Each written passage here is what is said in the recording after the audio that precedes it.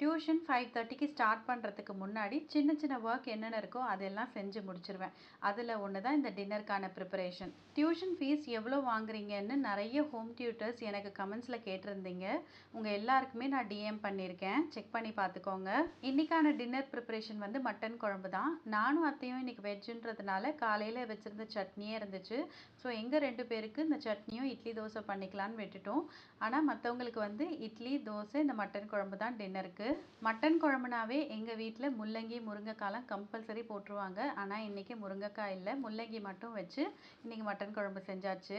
மட்டனை இஞ்சி பூண்டு பேஸ்ட்டு உப்பு மஞ்சத்தூள் போட்டு 8 விசில்ஸ் விட்டாச்சு. ஒரு மண் சட்டியில் ஆயில் ஆட் பண்ணிவிட்டு எல்லா ஸ்பைசஸும் போட்டுட்டு இந்த ஆனியன் தக்காளி முள்ளங்கி இதெல்லாம் போட்டு நல்லா வதக்கிட்டு உப்பு மிளகாத்தூள் இதை ரெண்டும் போட்டுட்டு இந்த முள்ளங்கி வேகிற அளவுக்கு 1 டம்ளர் தண்ணி ஊற்றிக்கோங்க.